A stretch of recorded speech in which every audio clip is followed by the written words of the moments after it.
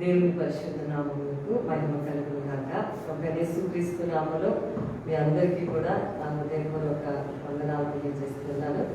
దేవుడు మరి గత వారం అంతా కూడా మనల్ని అందరినీ కాచి కాపాడి సజీవ లెక్కలో ఉంచి దేవుని మందిరంలో మరి దేవుని వాక్యాన్ని ఈ విధంగా లైవ్లో మరి ఏర్పాటు చేయడానికి దేవుని సహాయం చేసినందుకు వందనాలు. ఎంతోమంది దేవుని మాటలు మరి వింటూ ఉన్నారు.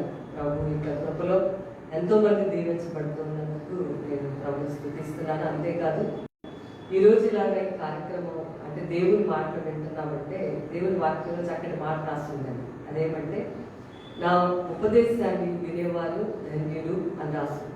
అంతేకాదు నా ఉపదేశం అంగీకరించేవాడు సురక్షితంగా ఉంటాడని కూడా రాస్తుంది. వినేవాడు ధన్యుడు. అంతేకాదు ఉపదేశాన్ని ఎవరైతే అవలంబిస్తారో వాళ్ళు సురక్షితంగా జీవిస్తారని దేవుని వాక్యంలో రాస్తుంది. ఈరోజు మనకి బాగా సుపరిచితమైనటువంటి వాక్యాన్ని 91వ కీర్తనలో 9వ వచనాన్ని 10వ వచనాన్ని మనం ఈరోజు ధ్యానం చేద్దామండి. 91వ కీర్తన 9వ వచనాన్ని 10వ వచనం. చాలాసార్లు మనం ఎక్కువగా ఈ కీర్తన మరి కొంతమంది రాత్రులు చదువుకొని పడుకుంటా ఉంటారు, కొంతమంది బయటికి ఎక్కడికైనా వెళ్ళినప్పుడు ఇప్పుడు 23వ కీర్తన మానేసి ఇప్పుడు 91వ కీర్తన చదువుకుని వెళ్తా ఉన్నాం. ఎందుకంటే ఇక్కడ అన్నీ కూడా చాలా మరి శ్రేష్టమైనటువంటి ఇప్పుడు మనకి సంబంధించినటువంటి విషయాలు ఇక్కడ కనిపిస్తా ఉన్నాయి. 9-10 వచనాలు చూద్దామండి. యెహోవా నీవే నా ఆశ్రయం అని నీవు మహోన్నతుడైన దేవుని నీకు నివాస స్థలముగా చేసుకుని ఉన్నావు. నీకు అపాయం ఏమీ రాదు, ఏ తెగులును నీ గుడారము సమీపించదు.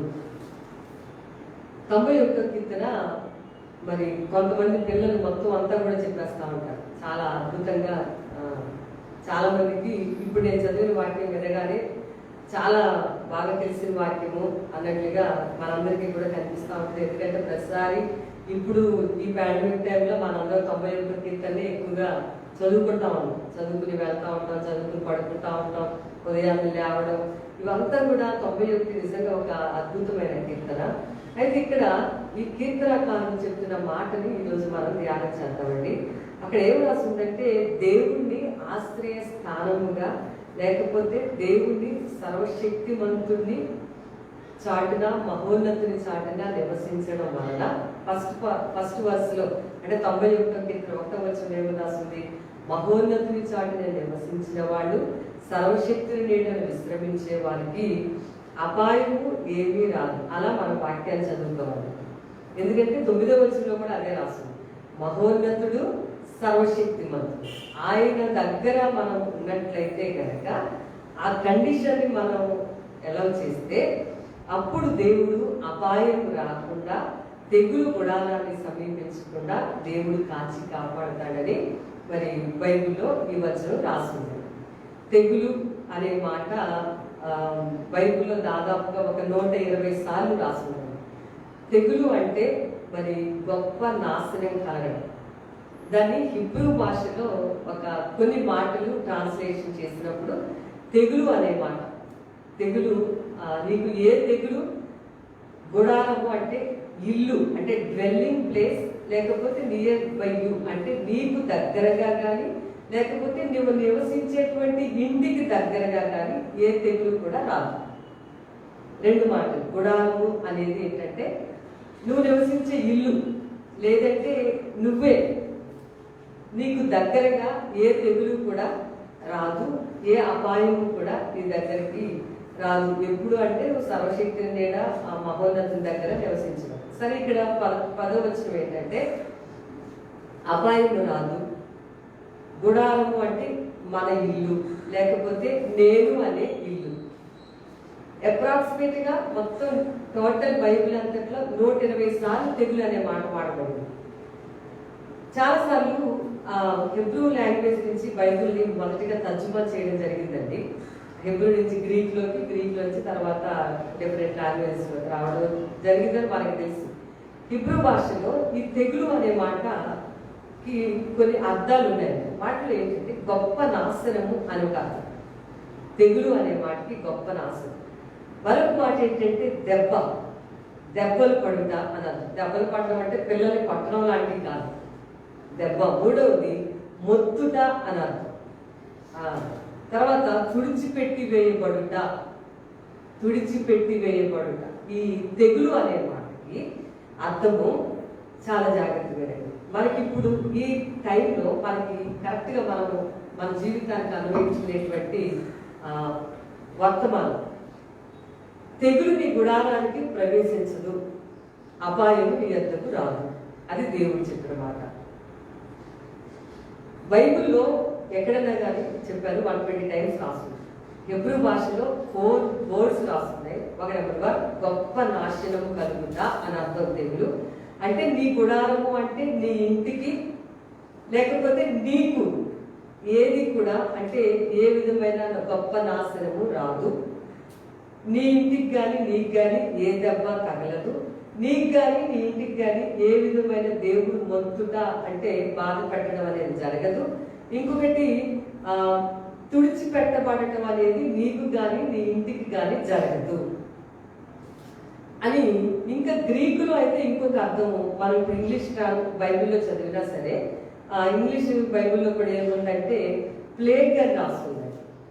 ఇంగ్లీష్లో మన బైబిల్స్ మామూలుగా మనం రెగ్యులర్గా వాడే ఇంగ్లీష్ బైబిల్స్ చూస్తే కనుక దాన్ని గ్రీక్లో ప్లేగ్ అనే మాట వాడడం జరిగింది. తెలుగు ట్రాన్స్లేషన్స్లో తెలుగులోనే కొన్ని అంటే కొన్ని ట్రాన్స్లేషన్స్ చూస్తే అంటువ్యాధి అని రాస్తుంది. ప్లేగ్ అనే మాటకి అంటువ్యాధి.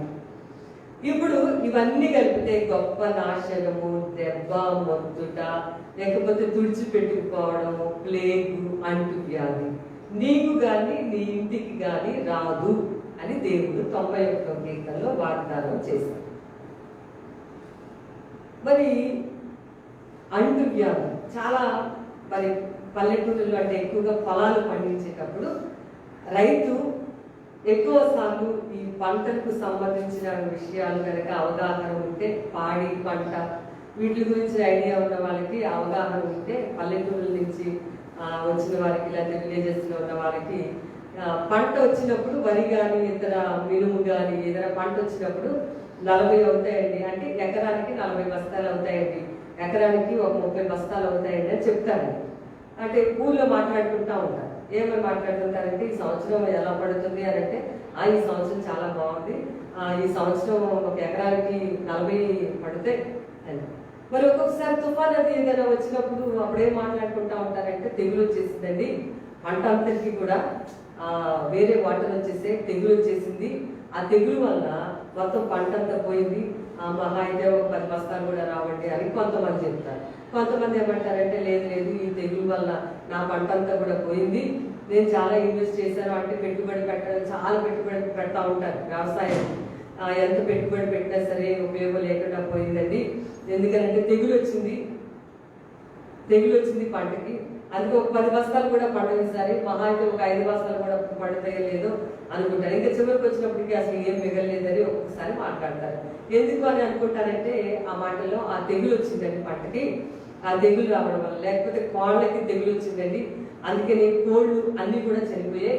మేము కిందసారి మరి కొంతమంది చెప్తారు కోళ్ళ వ్యాపారం చేసేవాళ్ళు, కోళ్ళ ఫారాలు ఉన్నవాళ్ళు ఏం చెప్తుంటారంటే ఈసారి కోళ్ళన్నీ కూడా తెగులు వచ్చేసిందని కోళ్ళకి మొత్తం అంటే ఇప్పుడు చెప్పి తెగులు తుడిచిపెట్టేస్తారు అన్నమాట, క్లీన్ స్వీప్. అంత భయంకరమైనవి కూడా ఉన్నాయి.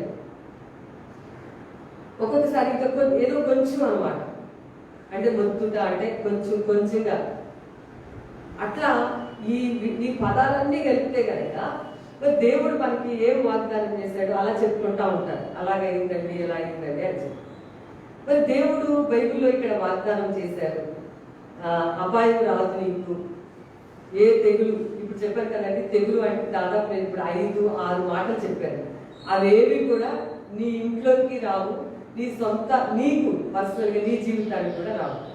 అదే మరి అయితే బైబిల్లో కొన్ని అది దేవుడు వాగ్దానం చేశాడు. ఇప్పుడు మనం ఏ కారణాలను బట్టి మరి తెగులు వస్తా ఉంది? దేవుడేమో సర్వశక్తుడి దగ్గర ఉంటే, మహోన్నతుడి దగ్గర ఉంటే ఏ తెగులు రాదని, ఏ అపాయము కూడా నీ దగ్గరకు రాదని వాగ్దానం చేశాడు. అయితే ఈరోజు అందరికీ సమానంగా ఏ కారణాలు బట్టి తెగులు అనేది ప్రవేశిస్తా ఉంది. బైబిల్లో చాలా విషయాలు ఉన్నాయి. నేను చెప్పాను కదా, 120 సార్లు అప్రాక్సిమేట్ 120 టైమ్స్ రాస్తుంది తెగులు అనేవాడు. కాబట్టి ఎందుకు మరి అలాగా, ఏ కారణాలను బట్టి తెగులు అనేది వస్తుంది? దానికి కొన్ని కండిషన్స్ ఉన్నాయండి బైబిల్. ఆ కండిషన్స్ ఏంటి? ఏ యొక్క విషయాలను కనుక మనం పాటించకపోతే తెగులు అనేది మన మీదకి వస్తుంది. ఏ విషయాల్లో మనం సరిగ్గా మానవ కోటి, మానవ సమాజం, మానవులు ఏ విషయాలను బట్టి తగ్గిపోతే ఇప్పుడు చెప్పిన ఆ తెగులు అనేది వస్తుంది. ఈరోజు బైబిల్లో నుంచి మనం ఖచ్చితమైనటువంటి విధానంలో వాక్యాన్ని నేర్చుకుందామండి. బాగా మనకి గట్టిగా చదివేసి అమ్మయ్య దేవుడి వాగ్దానం చేశాడు, రోజు ఈ వాగ్దానం చదువుకుంటున్నాను, మనకి ఇంకా తిరుగులేదు అనుకుంటుంటాం. తిరుగులేదు అనుకున్న వాళ్ళే ఘోరమైన పరిస్థితులు ఈరోజు మనం చూస్తా ఉన్నాం. కాబట్టి ఈరోజు నేను చెప్పే వర్తమానం ఏంటంటే, మరి ఏంటి తెగులు, ఈ అంటువ్యాధులు ఏంటి అసలు, మరి బైబిల్ ఏం చెప్తా ఉంది దీని గురించి, ఏ విధంగా ఈ తెగులు ఆగిపోతుంది? పరిష్కారం కూడా బైబిల్లో ఉంది. అంటే తెగులు వచ్చేస్తే మీ మీదకి అంతవరకుతో ఆగలేదు బైబిల్. దాన్ని ఎలా స్టాప్ చేయొచ్చు, ఎలా అవుతుంది నీకు కానీ, నీ ఇంటికి కానీ, నీ దేశానికి, నీ పట్టణానికి, నువ్వున్న స్థలానికి, ఉద్యోగం చేసే ప్లేస్కి ఈ తెగులు అనేది ఆగాలంటే ఏం చేయాలి? ఎందుకు అసలు అది వచ్చింది? దేవుడు దేని విషయంలో కోపగించుకుని తెగులు పంపించాడో బైబిల్లో రాస్తుంది. ఈరోజు 2 విషయాలు మాత్రమే మన సమయాన్ని బట్టి ధ్యానం చేద్దామండి. చెప్పారు చాలా విషయాలు ఉన్నాయి కానీ ఈరోజు సంఖ్యాకాండంలో 11వ అధ్యాయంలో చూడండి 33వ వచనం. సంఖ్యాకాండం 11వ అధ్యాయం 33వ వచనాన్ని చూద్దామండి. ఆ మాంసము ఇంకా వారి పండ్ల సందున ఉండగానే అది నమలక మునిపే యెహోవా కోపము జనుల మీద రగులు కొనెను. యెహోవా తెగులు చేత వారిని బహుగా బాధించెను. తెగులు అక్కడ రాస్తుంది కదండి, తెగులు చేత వారిని బహుగా బాధించెను. తెగులు అనేది తుడిచిపెట్టేయడం, లేకపోతే మొత్తుట, లేకపోతే దెబ్బ పడటం, లేకపోతే అంటు వ్యాధి, ఏది మీరు ఏ మీనింగ్ చెప్పినా పూర్తి గొప్ప నాశనం అన్నమాట తెగులు అనేమాట. ఇక్కడ మాంసము ఇంకా వారి పండ్ల మధ్యలో, అంటే వాళ్ళు ఇంకా తింటూ ఉండగానే ఏం జరిగిందంటే, అది దేవుని పాపము ప్రజల మీదకి బాగా ఎక్కువ వచ్చి తెగులు వాళ్ళ మీదకి దేవుడు పంపించి వాళ్ళని బహుగా బాధ పెట్టాలని కోపగించినటువంటి విషయం, దేవుడిని దుఃఖ పెట్టినటువంటి విషయం ఏంటో ఈరోజు ఇక్కడ మాంసాపేక్ష కలిగిన వారందరూ కూడా అక్కడ పాతి పెట్టబడినందున ఆ స్థలానికి కిబ్రోతు హత్తావా అని పేరు పెట్టారు. ఆ మాటకి దురాశ అని అర్థమైంది. అయితే ఇక్కడ మీరు చదివినప్పుడు ఏంటంటే, మాంసాహారం తింటే ఏమైనా తప్ప, అది తింటే మరి తెగులు వచ్చిందని ఇక్కడ రాస్తుంది కదండి అన్నది. అలా కాదు. ఇక్కడ కొన్ని మాటలు, దీని వెనకాల జరిగిన విషయాలు మనం ఈరోజు నేర్చుకున్నాం. ఇశ్రాయేలీయులు ఐగుప్తులో నుంచి ప్రయాణం చేస్తా ఉన్నారు. ప్రయాణం మధ్యలో వాళ్ళకి తినడానికి ఆహారం దేవుడు మన్నా అనే ఆహారాన్ని దయచేశాడు. వాళ్ళు దాన్ని తింటా వస్తారు. రోజు మన్నా తింటున్నప్పుడు ఒకరోజు మోషే మీద సడగడం మొదలు పెట్టారు. అంటే మోషే తినకుండా, నువ్వు ఎప్పుడు పెట్టినా ఈ మన్నానే పెడుతున్నావు. మేము ఐగుప్తులో ఉన్నప్పుడైతే మేము అట్లా తినేవాళ్ళం, అంత బాగా తిన్నాము, ఇలా తిన్నాము, మాకు మాంసం కావాలని ఏడ్చారని బైబిల్లో రాస్తుంది. మాకు మాంసం కావాలి, ఏడ్చారు అని ఆ మాట రాస్తుంది. సరే, దేవుడు 11వ అధ్యాయం 18వ వచనంలో ఒక వాగ్దానం చేశాడు. ఎంత మంచి దేవుడు అంటే, అప్పుడు వెంటనే ఈయన తెగులు పంపించలేదండి. అందుకే జాగ్రత్తగా వాక్యాన్ని జాగ్రత్తగా మనం డీల్ చేయాలి. ఇక్కడ మాంసాపేక్ష అనేది కాదు. అక్కడ విషయం ఏంటి ఈరోజు మనం నేర్చుకుంటాం. ఎందుకు దేవుడు తెగులు పంపించవలసిన పరిస్థితి వచ్చింది? నీ గుడారానికి తెగులు రాదని రాస్తుంది కదా బైబిల్లో. నీకు ఏ తెగులు రాదని చెప్పారు కదా, మరి ఎందుకు వస్తుందండి అని అంటే, ఇది ఒక కారణం, వన్ ఆఫ్ ద రీజన్. సరే, ప్రజలు అంటున్నారు మాకు మాంసం కావాలని చెప్పి వాళ్ళు చాలా ఇదిగా ఏడుస్తూ ఉన్నారు, మోషేని అడుగుతా ఉన్నారు. సరే, దేవుడు చెప్పాడు, సరే 18వ వచనం ఆయన చెప్పారు, మీకు మాంసాన్ని ఇస్తా. 1 రోజు కాదు, 2 రోజులు కాదు, 3 రోజులు కాదు, నెల రోజులు మీకు మాంసాన్ని మీరు కోరినట్టుగా, మీకు మాంసమే కదా కావాల్సింది, నేను ఇస్తాను మీకు మాంసం అని అక్కడ వాగ్దానం చేశాడు 18వ వచనంలో. సరే, ఇందుకి మొత్తానికి మనం చదువుకున్న వచనం ఏది? 32వ వచనంలో 30వ వచనం నుంచి ప్రారంభమైంది. మాంసం ఇస్తారని వాగ్దానం చేశాడు కదండి. ఇప్పుడు వాళ్ళ ప్రయాణం మధ్యలో ఆ యాత్రలో వాళ్ళకి ఆహారము మాంసం కావాలని చెప్పారు. మన్నా తిని బోరు కొట్టేసింది అనమాట. కాబట్టి మాకు మాంసం కావాలంటే దేవుడు అన్నాడు, తప్పకుండా మీకు మాంసమే కదా కావాల్సింది, ఒక నెల రోజులు ఇస్తాను మీకు మాంసం అని చెప్పాడు. ఇంకా దేవుడు 30వ వచనంలో స్టార్ట్ చేశాడు. 31 నుంచి అక్కడ చూస్తే భయంకరమైనటువంటి విధంగా దేవుడి దగ్గర నుంచి గాలి వచ్చి సముద్రం మీద నుంచి పూరేడు పక్షులు, ఆ పక్షులు పూరేడు అనేటువంటి బర్డ్స్, అంటే అప్రాక్సిమేట్ ఒక రకంగా చెప్పాలంటే మనం కౌసు పెట్టలు అని చెప్పచ్చు. అంటే బైబిల్ ట్రాన్స్లేషన్స్ లో వాళ్ళు చెప్పారు. యాక్చువల్గా ఈ పూరేడు అనేటువంటి పెట్టలు ఆఫ్రికా దేశం నుంచి పాలస్తీనా దేశానికి మార్చి నెల ఆ సమయంలో ఎక్కువగా గుంపులుగా వస్తూ ఉండేవాట. అది బాగా తయారైన తర్వాతే దాన్ని తినేవాళ్ళు. బాగా ఎక్కువ దానికి కొవ్వు కూడా, ఈ పూరేళ్ళకి ఈ పక్షికి కొవ్వు కూడా ఎక్కువ ఉంటుందండి. బాగా తయారైన తర్వాతే దీన్ని తింటారు. అప్పుడే దాన్ని పూరేడు పిట్ట అని పిలుస్తారు.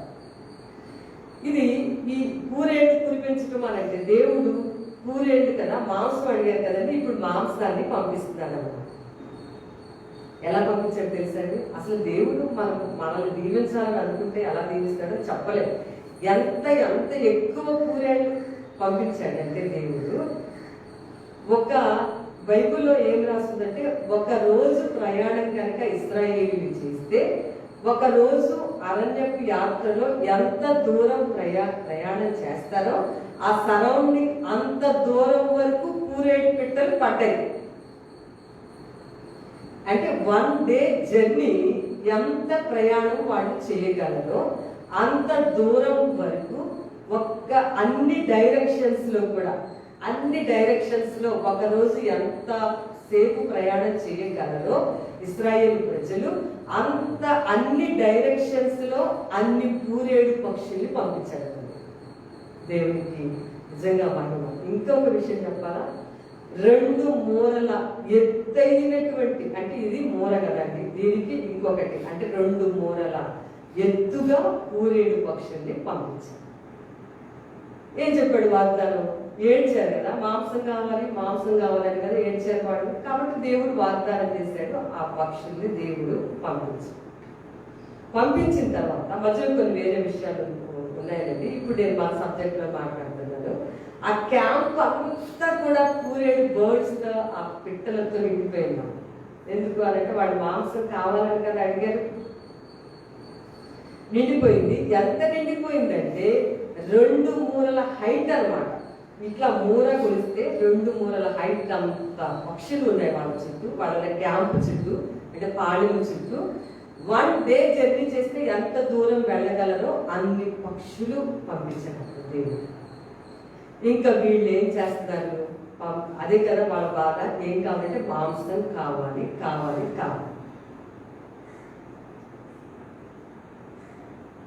ఆ మధ్యకాలంలో యూట్యూబ్లో ఒక చిన్న పాపది ఒకటి పెట్టారండి. ఏంటంటే వాళ్ళ అమ్మ అన్నం పెడతాను రమ్మంటా ఉంటే నేను తిన్నాను. ఆ పిల్ల చాలా గట్టిగా ఏడుస్తుంది అన్న, నేను తిన్ను అని. మధ్యలో అడిగింది, ఏం కూర వండావు అని అంటే ఆమె ఏదో వెజిటేరియన్ కూర గురించి చెప్పింది. నువ్వు నాకు చికెన్ పెడితేనే నేను అన్నం తిన్నా. ఆ క్లిప్పింగ్ యూట్యూబ్లో పెట్టారు, చిన్నపిల్లల్ని సరదాగా ఉంటుందని. నువ్వు నాకు చికెన్ పెడితే నేను భోజనం చేస్తా, లేకపోతే నేను అన్నం తిన్ను అని ఆ పిల్ల ఒక రేంజ్లో ఏడవట్లేదండి, చాలా ఘోరంగా ఏడుస్తుంది అనమాట. దేని గురించి అని అంటే చికెన్ కావాలి, నువ్వు చికెన్ మొక్క పెడితే నేను ఇప్పుడు భోజనం చేస్తాను, లేకపోతే భోజనం చేయను అని ఏడుస్తాము. చిన్నపిల్లలకి అలా పెట్టారు. ఇప్పుడు వాళ్ళ పెద్దోళ్ళకి ఇప్పుడు ఈ ప్రసంగం వీళ్ళు ఈ ప్రజలకి బాగా ఇంకా వచ్చిందేమో బాగా తినడానికని నోట్లో పెట్టుకుని పళ్ళ మధ్యలోనే ఉంది, ఇంకా మింగలేదు లోపల. కావాలన్నారు కదా, మింగకుండానే నమలక ముందే పండ్ల సందుల్లో ఉండగానే ఇంకా నమలకుండానే దేవునికి చాలా ఎంతో కోపం వచ్చింది. దేవుని కోపం ఆ ప్రజల మీద రగులుకొని దేవుడు అప్పుడు వాళ్ళ మీదకి తెగులును పంపించి వాళ్ళని బాధ పెట్టాడని, ఆ స్థలానికి ఆ బాధ పెడితే చాలా మంది చనిపోయారు. వాళ్ళందరినీ పాతి పెట్టే ప్లేస్ లేక ఒకే దగ్గర పాతి పెట్టేసి ఆ ప్లేస్కి ఏం పేరు పెట్టారంటే కిబ్రోతు హత్తావా, అంటే దురాశ పరులు, దురాశ అని పేరు పెట్టారు. ఇప్పుడు నేను మాంసం గురించి చెప్పానని మాంసం తినొద్దని దీనికి అర్థం కాదు. ఇప్పుడు అసలు విషయానికి వస్తాను. అసలు బైబిల్లో జరిగిన విషయాన్ని ఇప్పుడు నేను చెప్పాను. ఇంకా వాళ్ళు తినకుండా పళ్ళ మధ్యలోనే ఇంకా ఉంది. దేవుడికి చాలా కోపం వచ్చిందని ఇక అప్పుడు వాళ్ళ మీదకి ఆ తెగులు పంపించి, అక్కడ చాలా మంది తెగులు పంపించినప్పుడు చాలా మంది చనిపోతే వాళ్ళు పాతి పెట్టే స్థలం లేక ఏమి చేశారంటే మొత్తం గుట్టలుగా వేసేసి వాళ్ళందరినీ కూడా పాతి పెట్టేశారు ఒక చోటనే. ఆ ప్లేస్కి కిబ్రోతు హత్తావా అంటే దురాశ, అంటే దురాశ పరులు అని పేరు పెట్టారని బైబిల్లో రాశారు. ఇప్పుడు మనం వాక్యంలోకి వద్దాం. ఇప్పుడు స్పెసిఫిక్గా ఎస్పెషల్లీ ఓన్లీ మాంసాహారం తింటే, అంటే మాంసం తింటేనే ఇట్లా తెగులు వచ్చింది వాళ్ళ మీద అనేది కరెక్ట్ కాదు. అది ఆ విషయాన్నే ఈరోజు నేను మీకు వివరంగా చెప్పాలనుకున్నాను. ఏంటి జరిగింది ఇక్కడ అని అంటే కనుక, ఇప్పుడు వీళ్ళు ఏం చేశారంటే 2 రోజులు ఆ పడ్డాయి కదండి పూరేడు పక్షులు, 2 రోజులు ఏరుకున్నారట, రాత్రి పగలు. ఎందుకంటే 6 లక్షల మంది కాల్బాంబే ఉన్నారు ఇశ్రాయేలీలు ప్రయాణంలో. అందరూ బాగా గుర్తుపెట్టుకోండి, ఇక్కడ ఉన్న జనులందరూ దేవుడిని ఎరిగిన ప్రజలు. ఇక్కడ ఉన్నటువంటి ప్రజలందరూ కూడా ఎక్కువ మంది, చాలా మంది ఉన్నారు. 2 రోజులు రాత్రి పగలు కూడా ఈ పూరేడు పక్షుల్ని ఏరుకున్నారు. ఇంకా క్యాంపు చుట్టూ కూడా పరుచుకున్నారని బైబిల్లో రాస్తుంది. మీరు తర్వాత ఈ చాప్టర్ చదవండి, 11వ అధ్యాయం. వాళ్ళు ఉన్న చుట్టూ పరిచారు, ఏరుకుంటారన్నమాట. ఎవరి వాళ్ళు బాగా ఏరుకుంటున్నారు. ఒక్కొక్క పక్షులు తెచ్చుకుంటారు, ఏరుకుంటారు, ఒక దగ్గర పెట్టుకుంటారు. మళ్ళీ ఒక్కొక్కళ్ళు మన క్యాంపు చుట్టూ, అంటే పాళెం చుట్టూ పరిచేసుకుంటున్నారు, ఎంత గుట్టలు పెట్టేసుకుంటున్నారు. అలా పెట్టుకున్న తరువాత అప్పుడు 2 డేస్ నైట్ 2 రోజులు కంప్లీట్గా ఈ పని చేసిన తర్వాత ఇప్పుడు తినడం స్టార్ట్ చేశారు. ఇంకా పళ్ళ మధ్యలోనే ఉంది, వాళ్ళు నమిలి నోట్లో మింగనే లేదు. వాళ్ళలో చాలా మందిని అక్కడ తెగులు చేత వాళ్ళని బాధ పెట్టడం, అక్కడ చాలా మంది చనిపోయారు మాంసాపేక్ష కలిగిన వారు. అందుకే వాళ్ళని అక్కడ పాతి పెట్టేసి దురాశ పరులు, ఈ మాటకు అర్థం ఏంటంటే కిబ్రోతు హత్తావా అంటే దురాశ పరుల మీదకి తెగులు వచ్చిందని అర్థం. మాంసం గురించి ఇక్కడ ఉంది కదా అని మాంసాపేక్ష అని దాని గురించే కాదండి, దురాశ ఉండటం. దురాశ అంటే షేమ్ఫుల్ డిజైర్స్ అని మన కరెక్ట్గా ఇంగ్లీష్లో రాస్తాం. సిగ్గుపడవలసినటువంటి విషయాల యందు అతిశయించే వ్యక్తులకు. ఇప్పుడు మాంసాపేక్ష అనే విషయాన్ని అక్కడ 1 ఆఫ్ ది ఎగ్జాంపుల్ దాన్ని అక్కడ వచ్చాను. ఇక్కడ తిండిపోతుతనం కలిగిన వాళ్ళు కూడా పరలోక రాజ్యానికి చేరరు అని రాస్తుంది. ఇంకొక విషయం ఏంటంటే షేమ్ఫుల్ డిజైర్స్, సిగ్గుపడవలసిన విషయాల యందు అతిశయించే ప్రజలు. వీళ్ళు దేవుని పిల్లలే, వీళ్ళు అవిశ్వాసులైన వారు కాదు, విశ్వాసులు.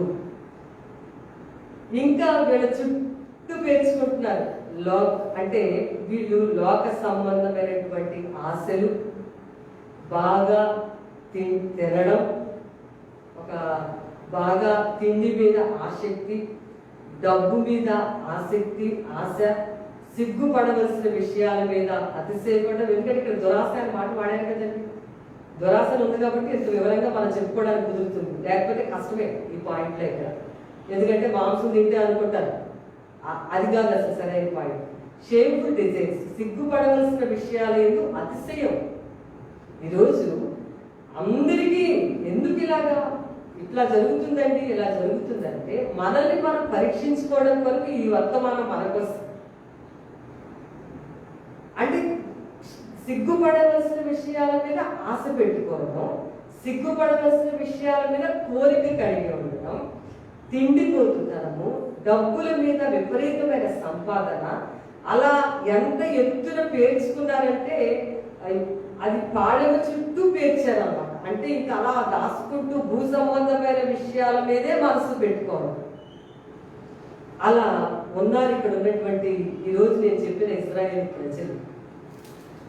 వీళ్ళు దేవుడు చేసిన మేలులు మర్చిపోయారు. అది తినేటప్పుడు దేవుడు అంతకుముందు వాళ్ళకి చేసిన కార్యాలు మర్చిపోయారు, దేవుడు చేసిన మేలుల్ని మర్చిపోయారు, దేవుడు చేసిన ఉపకారాలను మర్చిపోయారు. ఇప్పుడు మళ్ళీ కొత్తగా మాంసం గురించి మోషేని వేధించడం మొదలు పెట్టారు. ఏంటి వీళ్ళ లక్షణం? ఈ మనుషుల యొక్క లక్షణం ఏంటంటే టోటల్గా భూ సంబంధమైన విషయాల మీదే మనసు కలిగిన వారు, దురాశ పరులు. డబ్బు విషయం మీద మాత్రమే వీళ్ళ మనసు, లేకపోతే శరీర సంబంధమైన విషయాలు, లోక సంబంధమైన విషయాల మీద మాత్రమే వీళ్ళ ఉదయాలు ఉంటాయి. అది ఈ వాక్యంలో ఉన్నటువంటి అర్థం. ఆ ప్లేస్ కి మరి దురాశ అని పేరు పెట్టారు కాబట్టి ఎంత వివరంగా చెప్పడానికి మనకు కుదురుతుంది. వాళ్ళ మీదకి వచ్చింది తెగులు. మరి ఏ తెగులు నీ గుడారాన్ని సమీపించదని కదా ఆయన చెప్పింది. కానీ మరి ఎందుకు ప్రవేశించబడిందంటే దురాశ దుఃఖానికి చేటు అంటుంటారు. దేవుడు బైబిల్లో కూడా నీతి నియమాలు కలిగి లేనప్పుడు ఉగ్రత వచ్చిందని భక్తులు చెప్పారు. నేను ఈ మధ్యకాలంలో చాలా మందితో మాట్లాడుతుంటే, మామూలుగా ఎవరితో మాట్లాడుతుంటే, అంటే యేసుప్రభుని ఎరిగిన వాళ్ళు తెలియని వాళ్ళు కదా ఫ్రెండ్స్తో ఎవరితో మాట్లాడితే చాలా నోట్లు విన్నానండి నేను. వాళ్ళు ఏమంటారు అంటున్నారంటే, ముందు ఒకటే మాట అంటారు, పాపం పెరిగిపోయిందండి భూమి మీద. పాపం అంటే యేసుప్రభు నమ్ముకున్న వాళ్ళే పాపం అంటారు అనుకోకండి. అందరూ ఈ మాట మాట్లాడుతున్నారు, పాపం పెరిగిపోయిందండి ఇప్పుడు, అందుకని చెప్పి ఇలాంటివన్నీ జరుగుతున్నాయండి. అవునండి, ఇక్కడ ఉగ్రత ఎందుకు వచ్చిందంటే దురాశ వాళ్ళ మీదకి వచ్చింది. వాళ్ళకి భూ సంబంధమైన విషయాల మీద మనసు పెడతారు, వాళ్ళకి లోక సంబంధమైన విషయాలు అంటేనే ఆశ ఎక్కువ, వాళ్ళకి తిండి అంటేనే వాళ్ళకి ఆశ ఎక్కువ. ఇతర విషయాల మీద, దేవునికి సంబంధించిన విషయాల మీద, దేవుని యొక్క సన్నిధి మీద, దేవుని యొక్క వాక్యం మీద, ప్రార్థన చేసుకోవడం మీద వాళ్ళ మనసు ఉండదు. అసలు వాళ్ళ జీవితాల్లో కార్యాలు చేసిన దేవుడికి కృతజ్ఞత చెప్పాలనే మనసు కూడా లేకుండా ఇక కూడబెట్టుకోవడం, దాచుకోవడం, తినటం, తరతరాల కోసం ఉంచడం, ఇంక ఇదే తాపత్రయం. అసంబంధమైన విషయాల మీద ధ్యాస లేదు. బైబిల్లో 2 రిఫరెన్స్ నేను మీకు చూపిస్తాను. ఫిలిప్పీలు రాసిన పత్రిక 3వ అధ్యాయం 19.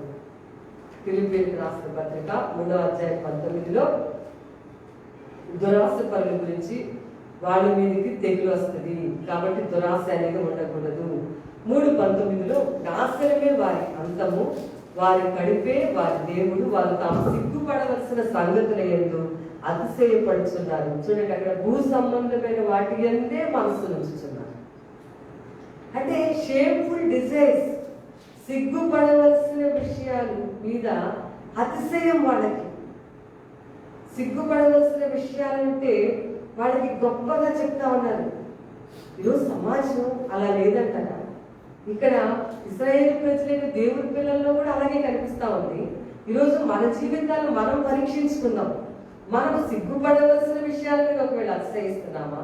మన మనసు భూ సంబంధమైన విషయాల మీద మనం ప్రాకులాడుతూ ఉన్నామా? దాని కొరకే ఆరాట పడుతున్నామా? దాన్ని పోగు చేసుకుంటూ ఉన్నామా? అలా అయితే దేవుడి తెగులు ఈ బైబిల్లో చూస్తే అలా వచ్చిందని దేవుడి ఈరోజు మీకు జ్ఞాపకం చేస్తారు. కొలస్సీలకు రాసిన పత్రిక 3:5లో చూడండి, అక్కడ రాస్తుంది, కావున భూమి మీద ఉన్న మీ అవయవములను అనగా జారత్వమును, అపవిత్రతను, కామాతురాతను, దురాశను, విగ్రహారాధనైన ధనాపేక్షను చంపివేయండి. దేవుడు ఏం చెప్తున్నాడు? దురాశను అంటే షేమ్ఫుల్ డిజైర్స్, సిగ్గుపడవలసిన విషయాలు, అపవిత్రత, కామాతురత, ఇంకా అక్కడ విగ్రహాల ధనాపేక్ష, ఇవన్నిటి దురాశలు, వీటిని మీరు చంపివేయాలి తప్ప మీరు లోకము కొరకైన ఆశ, శరీరం కొరకైన ఆశ, కళ్ళకి కనిపించిందంతా కావాలనే ఆశ, నేను చాలా గొప్పగా ఉండాలి అనేటువంటి ఈ ఆశలు, లోక సంబంధమైనటువంటి విషయాలు, వీటిని మనం ఏం చేయాలంటే ఈ దురాశ ఉన్న వాళ్ళందరూ కూడా అంటే లోకాన్ని కూర్చుకుంటున్నారు, ఇవన్నీ చేస్తున్నారండి. కానీ బైబిల్లో దేవుడు మనము భూ సంబంధమైన విషయాలను కూర్చుకోవడం, లోక సంబంధమైన విషయాలు కూర్చుకోవడం, దీని గురించే రోజు ఆరాటపడడం, అసలు దేవుడు మేలు చేసిన దేవుడు మర్చిపోవడం, అలా దేవుడు చూస్తా ఊరుకోడు అనే విషయాన్ని ఈరోజు నేను మీకు జ్ఞాపకం చేస్తాను. ఎంత ఈ దురాశలు మనకి ఏం ఆశ ఉండాలి అయితే మాకు ఏం ఆశ ఉండాలంటే మీకు దేవుని సన్నిధి పట్ల ఆశ ఉండాలి, దేవుని సన్నిధిలో ప్రార్థన చేసుకోవాలనే ఆశ ఉండాలి, దేవుని వాక్యాన్ని చదవాలి అనే ఆశ ఉండాలి. ఈరోజు చదువుకున్న 132వ కీర్తనలో దావీదుకి ఎంత ఆశ ఉందండి, నిజంగా ఎంత గొప్ప ఆశ ఉందంటే, నేను నా దేవునికి ఒక నివాస స్థలం చూసే వరకు 132వ కీర్తనలో దురాశ లేకుండా ఏ ఆశ ఉండాలంటే పరిశుద్ధమైన మంచి ఆశ ఉండాలండి. ఒకటే జీవన పోరాటమే, భూ సంబంధమైన పోరాటాల నుంచి ఒకసారి మనం కామ్ చేసుకుంటా ఉంటారు. దావీదు ఆశ ఏదో తెలుసా అండి, నా దేవునికి ఒక నివాస స్థలం చేసే వరకు నా వాసస్థానమైన గుడారంలోకి నేను అసలు వెళ్ళను. అంటే నా దేవుని సన్నిధిలో, అందుకే ప్రార్థన కూడా చేశారు కదండి, నా జీవిత కాలం అంతా నీ సన్నిధిలో ఉండ నివసింపబోచున్నాను, అలాంటి కోరిక నాకు తీర్చు ప్రభువా అని అతను ప్రార్థన చేశాను. వాటిని భూ సంబంధమైన సంగతుల కంటే ఎక్కువగా దైవ సంబంధమైనటువంటి విషయాల మీద ఆశ ఉండాలి, కోరిక ఉండాలి. దేవుని కొరకైనటువంటి చేసిన మేలును మర్చిపోవడం, ఎప్పటికప్పుడు మర్చిపోయే తత్వం ఉండకూడదు. ఇశ్రాయేలీయులు ఇలా బాధించబడడానికి ఒక కారణం ఏంటంటే ఎప్పటికప్పుడే మర్చిపోతారండి వీళ్ళు. అప్పుడే గొప్ప కార్యం పొందుకుంటారా, ఆ కొంచెం ముందుకు ఇంకొన్ని రోజులు అవగానే మళ్ళీ అవన్నీ మర్చిపోతారు. 105, 106 కీర్తనలో రాసున్న మాటలు. ఎర్ర సముద్రం పాయలుగా అయింది వచ్చారా, ఆ ముందుకు వచ్చిన తర్వాత మరి వెంటనే సనుగులు, అక్కడ నీళ్ళు సరిగ్గా లేవు, చేదుగా ఉన్నాయని. ఎర్ర సముద్రాన్ని పాయలుగా చేసిన దేవుడే నిన్ను ఇప్పుడు ఆ చేదు నీళ్లు కూడా మంచినీళ్ళుగా చేస్తాడనే విశ్వాసం ఎందుకు లేదు? ఎర్ర సముద్రాన్ని అంటే మర్చిపోతారనమాట, మేలుల్ని గుర్తుపెట్టుకోరండి. మానవుడు మర్చిపోతా ఉన్నాడు. మీరు నన్ను లెక్కలేని సార్లు మర్చిపోయారు అన్నాడు దేవుడు ఇర్మియా గ్రంథంలో. హోషేయలో ఏమన్నా తెలుసండి, మీరు గర్వించారు, మీకు బాగా గర్వం వలన మీరు నన్ను మర్చిపోయారు. చాలాసార్లు దేవుడు ఎన్నో ఉపకారాలు చేస్తాడండి మనకి.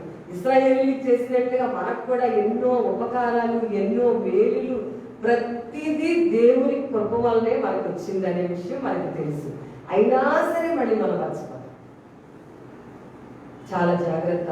వీళ్ళు చేసిన పొరపాట్లలో ఈ పొరపాటు, దేవుడు చేసిన మేలుల్ని మర్చిపోయి లోక సంబంధమైన విషయాల్లో పడిపోయి భూ సంబంధమైన విషయాల పైన ఆరాటం, దురాశ పరులు అన్నమాట. భూ సంబంధమైన విషయాల కొరకైన ఆరాటము, పోరాటం అనేది దురాశ. దైవ సంబంధమైనటువంటి దేవుని సన్నిధిని గురించినటువంటి ఆశ, ఆసక్తి, విశ్వాసులైన ప్రజల గురించి ఈరోజు వాక్యంలో మాట్లాడుతూ ఉన్నాము. మనకి ఉండాలి అని దేవుడు మనకి ఈరోజు జ్ఞాపకం చేస్తాడు. ఉండకపోతే ఇక్కడ వీళ్ళ మీదకి ఏమొచ్చిందంటే తెగులు వచ్చింది, అంటువ్యాధి వచ్చింది, తుడిచిపెట్టిపోయారు చాలా మంది అక్కడ కదా. దెబ్బ, గొప్ప తెగులు, నాశనం, ఈ కాన్సెప్ట్ లో మనం చూస్తా ఉన్నామనే విషయాన్ని ఈరోజు నేను మీకు జ్ఞాపకం చేస్తాను. వచ్చినప్పుడు తెగులు వస్తే దేవుడు పెట్టారా, మరి ఇలాగా ఉంటే సిగ్గుపడవలసిన విషయాలు ఎందుకు, అతిశయించే రక్షించబడిన వాళ్ళు కూడా ఇదే పద్ధతి. ఇలాంటి పరిస్థితుల్లో మరొకసారి మన జీవితాన్ని, దేవుని పిల్లలు మనము మన జీవితాన్ని పరీక్ష చేసుకోవాలి. ఆయన చేసిన మేలులు మర్చిపోయి తింటా ఉన్నారన్నమాట. ఇది ఎంతసేపు అదే కోరం, అంటే భూ సంబంధమైన విషయాలు ఎందే కోరం. క్రీస్తు యేసునందు ఉన్న వారైతే మీరు పైనున్న విషయాల మీదే పెట్టండి. యేసుప్రభు చెప్పిన మాట, నా రాజ్యాన్ని, నా నీతిని మొదట మీరు వెలిగితే అప్పుడు మీకు ఏం కావాలో నేను మీకు ఇస్తానని చెప్పాడు. ఇడ్లీ తిన్నవాళ్ళకే కదండి హోటల్లో చట్నీ పెడతారు. వెళ్ళి మాకు వట్టి చట్నీ ఇవ్వండి, మేము పళ్ళులో కొంచెం చట్నీ వేసుకుని తింటామంటే ఎక్కడ పెడతారు చెప్పండి. ఇది కూడా అంతకంటే శ్రేష్టమైనది. నువ్వు దేవుడిని మొదటగా వెలిగినట్లయితే నీకు కావలసినవన్నీ దేవుడు అనుగ్రహిస్తాడు. నువ్వు దేవుడిని మర్చిపోయి, లేకపోతే దేవుడు చేసిన కార్యాలను మర్చిపోయి మళ్ళీ భూ సంబంధమైనటువంటి మనస్సు, భూ సంబంధమైన ఆరాటము, దేవుడి సన్నిధి అంటే భయం ఉండదు, దేవుడి ప్రార్థన అంటే అసలు లెక్కే ఉండదు. ఎంతకి 24 గంటల్లో మీకు మీరే ఎంత సమయాన్ని దేవుడికి ఇచ్చారో మీరు నోట్ చేసుకుంటే లీస్ట్ అదే ఉంటుంది. తినడానికి, పడుకోవడానికి, ఉండటానికి, పనులు చూసుకోవడానికి మిగిలిన టైం అంతా అయిపోతుంది. ప్రేయర్కి, వాక్యానికి మనం చాలా తక్కువ టైం ఇస్తాం. కాబట్టి ఈ భూ సంబంధమైన కోరికలు అనే దురాశ లేకుండా మనం జాగ్రత్త పడాలి. అలాంటి వారి మీద ఆ రోజు తెలియచ్చు. మరి పోవాలంటే ఏం చేయాలి? ఇలా చెప్పి నేను ముగించట్లా. ఇక్కడ సొల్యూషన్ కూడా బైబిల్లో రాస్తుంది. చూడండి, నిర్గమకాండం అలా తెగులు వచ్చినప్పుడు ఏం చేయాలి చూడండి. 12వ అధ్యాయం 13వ వచనంలో రాస్తుంది నిర్గమకాండం. దానికి ఒక పరిష్కారం దేవుడు చెప్పాడండి. పరిష్కారం లేకుండా ఎక్కడ కూడా బైబిల్ అలాగా ఇన్కంప్లీట్ గా ఉండదు. ఏంటి పరిష్కారం అంటే 12-13 నిర్గమకాండం. మీరున్న ఇండ్ల మీద ఆ రక్తము మీకు గురుతుగా ఉండును. నేను ఆ రక్తమును చూసి మిమ్మల్ని నశింప చేయక దాటిపోయేదును. నేను ఐగుప్తు దేశమును పాడు చేయించుండగా మేము సంహరించుటకు తెగులు మీ మీదకి రాదు. దేవుడు ఏం వాగ్దానం చేశాడు? ఇక్కడ చూస్తేనేమో తెగులు వచ్చి పడింది. దేవుడు ఏమన్నాడు? అపాయం రాదు, తెగులు కూడా రాదు కదా చెప్పారు. మరి ఏంటి తెగులు? ఎంతమంది చనిపోతే దురాశ పనులు అక్కడ పేరు పెట్టారట. పరిష్కారం ఏంటంటే ఇప్పుడు ఏం చేయాలండి? ఎలాగైనా ఈ తెగులు మా మీదకి రాకూడదండి, నా ఇంటికి తెగులు రాకూడదండి, నాకు తెగులు రాకూడదండి, మా ఇంట్లో వాళ్ళకి ఏ తెగులు రాకూడదండి, మా పంటకి తెగులు రాకూడదండి, మా వ్యాపారానికి తెగులు రాకూడదండి, మేము పనులు చేసి మా పనులకి తెగులు రాకూడదండి, మా దేశానికి తెగులు రాకూడదండి. అయితే మనం ఏం చేయాలంటే బైబిల్లో రాస్తుంది, మీరు మీ ఇంటి మీద రక్తాన్ని గుర్తు వేసుకోండి, అప్పుడు నేను ఆ రక్తాన్ని చూసి మిమ్మల్ని బాధించకుండా తెగులు మీ మీదకి రాకుండా నేను ఆపుదును అని రాస్తాను కదండి. 12-13 నిర్గమకాండం అంటే ఏంటంటే రక్తపు గుర్తు అని అంటే రక్షించబడుట, మారు మనసు పొందుట, రక్షించబడుట అని ఈ మాట అంటే. అమ్మో మేము చాలా సంవత్సరాలు అయిపోయిందని రక్షించబడి, ఇప్పుడు మీరు కొత్తగా మళ్ళీ రక్షణ గురించి, మారు మనసు గురించి చెప్తున్నారు. రక్షించబడడం మేము మా ఇంటికి గుర్తుగా కొంతమంది మరి అంటే ఆ రక్తం పెట్టుకోవడం అంటే మీద మనం రక్తాలు కాచేసి అక్కడ గుమ్మానికి రాయమని అర్థం కాదండి. నీవు ప్రభుని నీ హృదయంలో స్వంత రక్షకునిగా అంగీకరిస్తాం. ఓకే, మేము మా ఇంట్లో అందరూ మొత్తం ఒక 10 మంది ఉన్నామండి. 10 మందికి మేము ఇప్పుడేంటంటే మేము పుట్టగానే కూడా బాప్తిసం తీసేసుకున్నాము. పుట్టగానే మమ్మల్ని చిలకరికి బాప్తిసం ఇచ్చారు. పెద్ద అయినాక మళ్ళీ బాప్తిసం తీసుకున్నారు. ఇంకో చోటుకి వెళ్ళిన తర్వాత వాడు సరైన బాప్తిసం కాదంటే వాడు 3-4 సార్లు బాప్తిసం తీసుకున్నారు. ఇప్పుడు వాడు మీరు బాప్తిసం రక్షణ అంటారు ఏంటంటే అని మీరు అన్నారు. బాగా గుర్తుపెట్టుకోండి, రక్షణకు సంబంధించిన ఆనవాలు ఉందా అసలు? ఏమైనా ఈమె దేవుడు నమ్ముకున్నామే అనే ఆనవాలు ఏమైనా ఉందా జీవితంలో? మారు మనసుకు తగిన ఫలం ఏమన్నా కనిపిస్తా ఉందా? ఆ ఫ్రూట్ ఉందా ఏమన్నా? రక్షించబడ్డాను అని అంటున్నా కదా, దానికి తగ్గ ఫ్రూట్ ఉందా? ఏమైనా ప్రేమ ఉందా? సాత్వికం ఉందా? ఇవేమైనా ఉన్నాయా? రక్షణకు సంబంధించిన ఫలాలు ఏమిటి? అడ్రస్ ఏంటి అసలు? నువ్వు రక్షించబడ్డావని నువ్వు నేను రక్షించబడ్డానని బాప్తిసం తీసుకున్నానని నువ్వు పోయేదాకా అలసిపోవటమే తప్ప ఏమైనా నీ జీవితంలో లక్షణాలు ఏమైనా కనిపిస్తున్నాయా ఈరోజు పరిశీలించు. రక్షించబడ్డ మంచిది, నీకు చాలా ఇష్టపడే యేసుప్రభు. అవును, నీకు మొదటి ప్రేమ చాలా గొప్పగా ఉంది. యేసుప్రభు నమ్ముతున్నప్పుడు ఎంతో దేవుడు ప్రేమించావు, దేవుడి సన్నిధిని ఇష్టపడ్డావు, ఆరాధించావు, దేవుడిని వెంబడించావు, దేవుడి మీద ఎంతో ప్రీతి కొన్నావు. ఇప్పుడుందా ప్రేమ? రక్షించబడ్డామని ఆనవాలు ఏమైనా ఉందా? లేకపోతే రక్షణకు సంబంధించిన ఫ్రూట్స్ ఏమైనా ఉన్నాయా? అంటే సంతోషము, సమాధానము, దీర్ఘశాంతము కొన్ని ఇచ్చారు కదండి బైబిల్. అలాంటివైనా కనిపిస్తున్నాయి?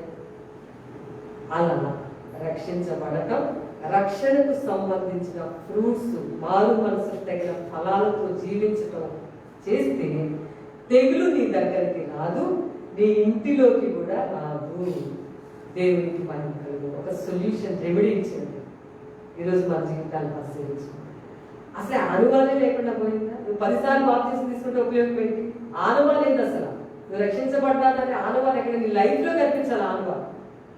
నువ్వు చేసే క్రియల్లో కనిపించాలి. నువ్వు మాట్లాడుతున్న మాటలనే చూసావా, వాటిలో కనిపించాలి.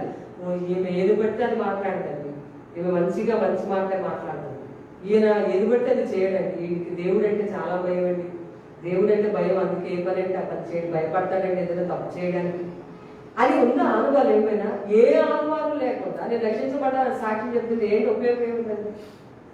అప్పుడు ఎప్పుడో మాకు యేసుప్రభు అంటే ఇష్టము, ఒక 50 సంవత్సరాలు అయితే ఏంటి ఉపయోగం ఏంటండి? దానివల్ల దేవుని రాజ్యానికి ఉపయోగం ఉందా? దేవుడికి అని ఉపయోగం ఉందా? ఈ ఇంట్లోకే ఉపయోగం లేదు వాళ్ళ రక్షించబడటం వల్ల.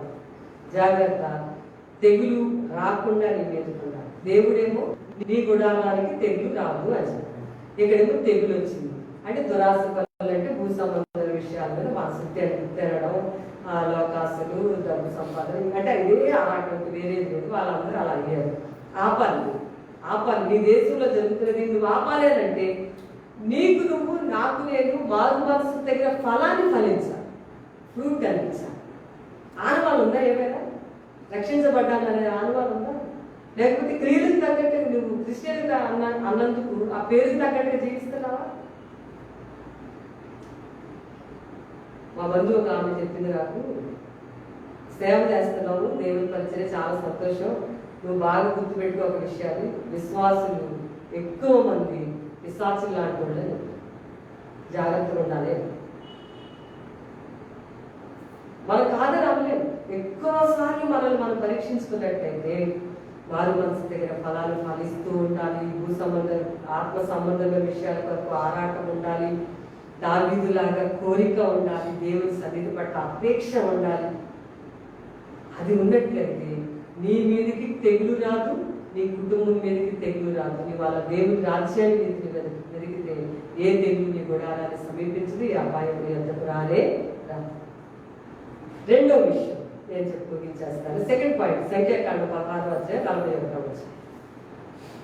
సంఖ్యాకాండం 16 చాలా జాగ్రత్తగా దేవుని ఆలోచన విధానం ప్రకారం బైబిల్లో మాట నేర్చుకున్నామండి.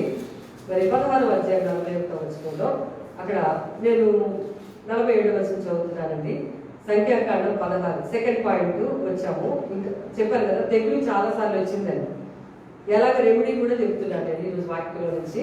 సంఖ్యాకాండం 16 మోషే చెప్పినట్లు అహరోను వాటిని తీసుకొని సమాజం మధ్యకు పరిగెత్తిపోయినప్పుడు తెగులు ఆ జనులలో మొదలు పెట్టి ఉండేను. కాగా అతడు ధూపం వేసి ఆ జనుల నిమిత్తము ప్రాయశ్చిత్తము చేశారు. అతడు చచ్చిన వారికి బ్రతికిన వారికి మధ్యను నిలవబడిన తెగులు ఆగెను. తెగులు ఆగిందని బైబిల్లో రాసి. ఇక్కడ ఈ అధ్యాయంలో జరిగిన విషయం ఏంటంటే, ఇది వేరొక విషయం పాయింట్. ఇక్కడ కూడా తెగులు వచ్చింది. ఆ తెగులుకి మరి 16వ అధ్యాయంలో మోషేకి అహరోన్ని దేవుడు లీడర్స్ గా పెట్టాడండి. నాయకత్వాన్ని వహించి ఈ ఏడుస్తున్న ఈ ఇశ్రాయేలు ప్రజలందరినీ ఆ పరమకణానికి, ఆ మంచి పారుతేను ప్రవహించే దేశానికి తీసుకువెళ్ళమని చెప్పాడు దేవుడు. కాబట్టి నాయకుడిగా, మరి మోషే నాయకుడిగా, అహరోను యాజకుడిగా, మొత్తానికి వీళ్ళిద్దరి లీడర్షిప్ లో వీళ్ళు నడుస్తూ ఉంటే ఈ అధ్యాయంలో కొంతమంది తిరగబడ్డారు. మీ తర్వాత మీకు తెలిసిన విషయం అయితే 16వ అధ్యాయం సంఖ్యాకాండం నంబర్ 16th చాప్టర్. తిరగబడ్డారు. అక్కడ 250 మంది ఒకసారి చనిపోయారు. అంత జరిగినా మళ్ళీ ఇంకా బుద్ధి రాలేదండి. 36 250 మంది చనిపోయారు. దేవుడు ఉగ్రత వచ్చి దేవుడు తెగులు పంపించి 41 అంటే భూమి నెలవిడిచి ఆ విధంగా అనేక మంది అక్కడ చనిపోయారు. 41 మరునాడు అంటే నెక్స్ట్ డే ఎంత ఘోరం జరిగింది కదా అంటే, ఆ తెల్లారి ఏం చేస్తారు చూడండి, ఇశ్రాయేలు సర్వ సమాజము మోషే అహరోనులకు విరోధముగా సడుగుచు మీరు యెహోవా ప్రజలను చంపితురని చెప్పి సమాజము మోషే అహరోనులకు విరోధముగా కూడెను. ఇక్కడ కూడా మనం చూసినప్పుడు ఇక్కడ 46 తెగులు మొదలు పెట్టినని అహరోనుతో చెప్పగా ప్రజలు ఇప్పుడు ఏం చేశారు? ఆ ముందు వచనాల్లో మోషే అహరోనుల మీద తిరగబడ్డారు. అలాగే చిన్న పిల్లలు కూడా పెద్దవాడి మీద తిరగబడిపోతారు. సూసన్నా వెస్లీ అనేటువంటి జాన్ వెస్లీ గారి తల్లి వాళ్ళ 19 మంది పిల్లలకి 16 రూల్స్ పెట్టారు. 16 రూల్స్ అంటే రూల్స్ అండి, అంటే చేస్తే చేయకపోతే కొన్ని అలాగే కాదు, ఆజ్ఞలు పెట్టారు అన్నమాట. 16 ఆజ్ఞలు పెట్టారు. ఎవరు అంటే జాన్ వెస్లీ గారు, ఇంగ్లాండ్ లో గొప్ప ఉజ్జీవపు మంటను రేకెత్తించిన జాన్ వెస్లీ గారు 17th సెంచరీ. నేను చెప్పా, ఆయన 17th సెంచరీలో సూసన్నా వెస్లీ గారి కొడుకు. వాళ్ళ మొత్తం 19 మంది పిల్లలు. వాళ్ళ అమ్మగారు 16 ప్రిన్సిపల్స్ పెట్టారండి. అంటే 16 రూల్స్ పెట్టారు. ఆ రూల్లో ఒక రూల్ ఏంటో చెప్పంటారా? దేవుని సేవకులు కానీ పెద్దలు కానీ ఏ మాట చెప్పినా తప్పకుండా విధేయత చూపించాలి అనేది ఒక రూల్. 16 రూల్స్ లో ఒక రూల్ ఇది. ఇప్పుడు నేను చెప్పింది అంటే కాంటెక్స్చువల్ గా చెప్తున్నాను, 16 రూల్స్ చెప్పట్లేదు నేను, మీకు కంగారు పడకండి. ఒక రూల్ ఏంటంటే పెద్దలు అంటే ఆత్మీయ పరులు కానీ దేవుని సేవకులు కానీ ఏదైనా మాట చెప్తే తప్పకుండా మీరు విధేయులు అవ్వాలి అనేది ఒక రూల్ ఆవిడ పెట్టింది. ఇక్కడ ఏం చేశారు? మోషే అహరోనులు కాబట్టి జాన్ వెస్లీ గారు ఇంగ్లాండ్ లో ఉద్యమాన్ని మంట రేకెత్తించి చార్లెస్ వెస్లీ గారు, జాన్ వెస్లీ గారి 19 పిల్లలు వీళ్ళు ఇంగ్లాండ్ వాళ్ళు పెట్టినటువంటి చర్చ్ ఎస్టాబ్లిష్ చేసిన చర్చ్ మెథడిస్ట్ అండి, మీన్స్ మదర్ అనే పేరు వచ్చేటట్టుగా. ఆయన ఏమంటారంటే, నేను థియలాజికల్ కాలేజెస్ లో నేర్చుకున్న దానికంటే మా అమ్మ దగ్గరనే నేను ఎక్కువగా నేర్చుకున్నాను అన్నారు జాన్ వెస్లీ గారు, ఇంగ్లాండ్ లో పుట్టిన ఆయన. అంతేకాదు వాళ్ళ అమ్మగారి ప్రిన్సిపల్ ఏవైతే ఆమె నేర్పించారో ఆ సిద్ధాంతాలన్నీ పెట్టి చక్కటి సంఘాలు వాళ్ళు కట్టారు. ఈరోజు కూడా సంఘాలు ఎన్నో ఉన్నాయి. అయితే ఇక్కడ ఆ ప్రిన్సిపల్ ఇక్కడ కనిపించట్లేదు. ఏంటంటే మోషే అహరోను లీడర్స్ ఆత్మీయ పరులైన నాయకులు. ఎలా నేను చెప్పానంటే, ఏ బాధ వచ్చినా మోషే సాష్టాంగపడి నమస్కారం చేసేస్తాడంటే దేవుడికి అని, చంపే ప్రభుత్వాలు తీసే ప్రభుత్వాలు ఎక్కడ ప్రార్థన చేయలేదు. అసలు వీళ్ళు కానీ ఏమైనా చేసామంటే నా పేరు కూడా జీవగ్రంథంలో తీసేమన్నాడు. అంత ఆత్మీయపడడం. ఆ మోషే అహరోనుకి తిరగబడి మీరేనా నాయకులు, మేము కూడా నాయకులు, మీరేనా అభిషేకం, మాకు అభిషేకం, మీరైనా ప్రవచిస్తారు, మేము కూడా ప్రవచిస్తాం. ఇట్లా అట్లా గొడవలు పడి ఇక పడితే దేవుడు ఆ 16వ అధ్యాయంలో ఘోరంగా చనిపోయారు కొంతమంది. ఈ దాతాలు అభిరాములు వీళ్ళుగా చూసారు, వీళ్ళ ఫ్యామిలీస్ మొత్తం టోటల్ గా ఇట్లా భూమిని ఎలవించింది, లోపలికి ఎక్కువ చనిపోయారు. అది జరిగింది నెక్స్ట్ డే అండి జరిగింది. ఇక ఇశ్రాయేల్ ప్రజలు కొడగటం మోషే మీద అహరోను మీద విపరీతంగా సడుగుతా ఉన్నారు. ఏమని సడుగుతున్నారంటే, మీరే వాళ్ళందరినీ చంపేస్తారు, మీ వల్లే వాళ్ళందరూ చంపారు. భయం, ఎంత భయం లేదు చూసారా? ఆ ముందునే చేసిన తప్పుకి కొంతమంది చనిపోతే పాపం తెచ్చుకోవాలి కదండి. అయ్యో వాళ్ళకి అలా అయ్యింది, మనం జాగ్రత్తగా ఉండాలి, మీ నాయకులని మనం ఏం అనకూడదు, మనం అంటే దేవుడు ఊరుకోవట్లేదని భయం లేకుండా మళ్ళీ మోషేకి అహరోనుకి విరోధంగా సడుగుతా ఉన్నారు. బాగా ఉంది. సడుగుడు అనేది ఎప్పుడు వచ్చిందంటే, కృతజ్ఞత లేకపోతే సడుగుడు వస్తుంది. ఏసరి గారు మంచి పాట రాస్తారు, కృతజ్ఞత లేని వారు వేల కొలదిగా కూలినను కృపావాక్యములకు సాక్షులుగా మన జీవితము అన్నారు. వేల కొలదిగా కృతజ్ఞత లేని వారు ఉన్నారు. సణుగుడు రావడానికి 2 కారణాలు: కృతజ్ఞత లేకపోవడం, తృప్తి లేకపోవడం.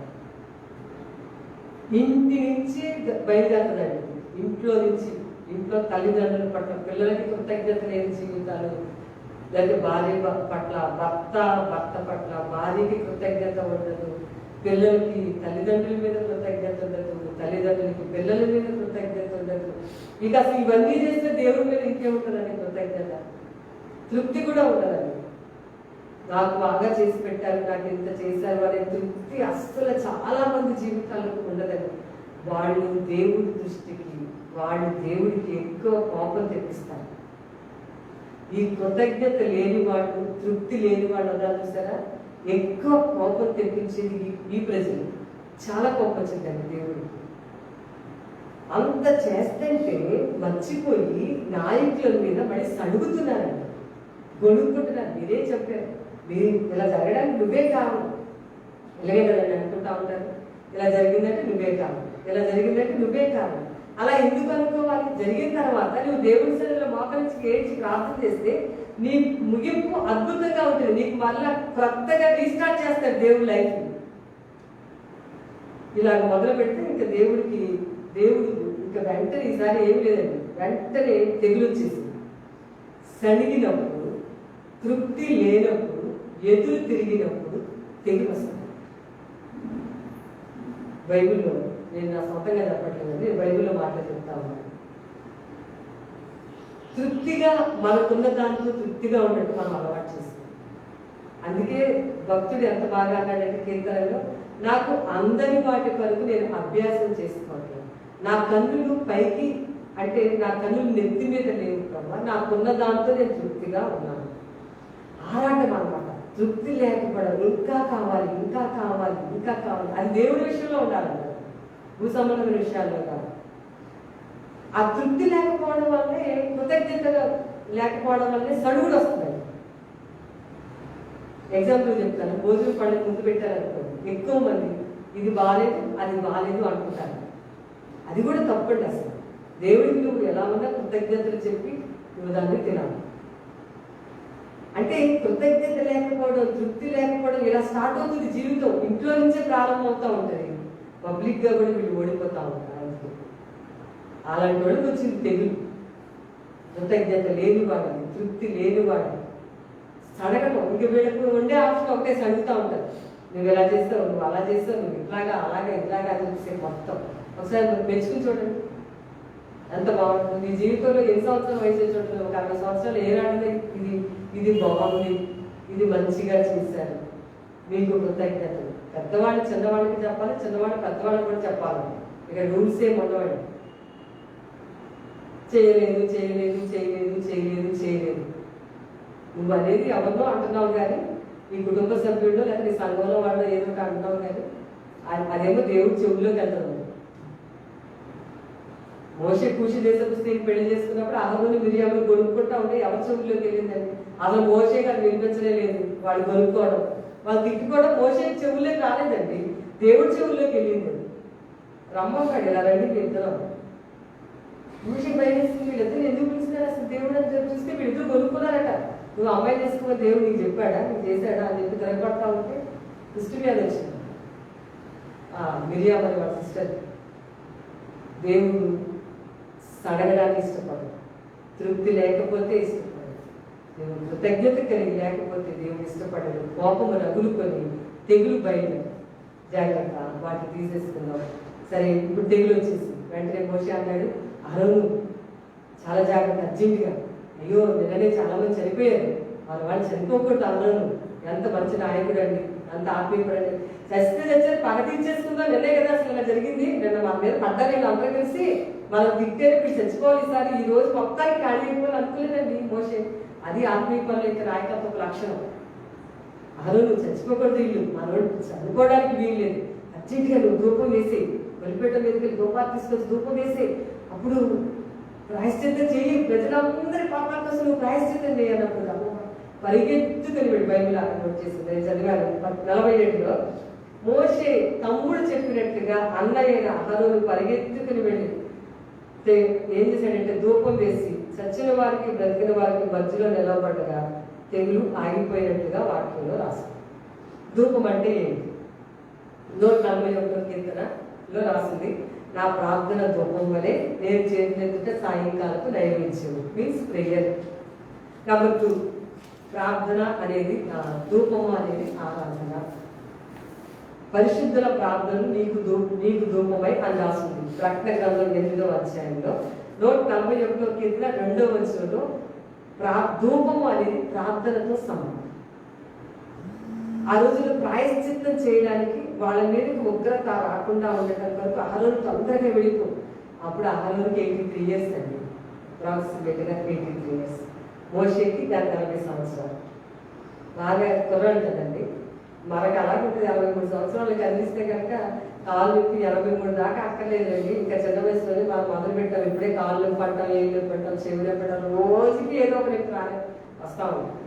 83 సంవత్సరాల వయసులో తమ్ముడు చెప్తుంటే నువ్వేంటో నాకు చెప్పేదని అనకుండా పరిగెత్తుకుని వెళ్ళి చచ్చిపోతానని చెప్పి పరిగెత్తుకుని వెళ్ళి దేవుడి యొక్క ఉగ్రత, దేవుడి తెగులు, దేవుడే పంపించినది ఆగిపోవాలని చెప్పి పరిష్కారం చేశాడు. ప్రార్థన చేయడం, ఆరాధన చేయడం.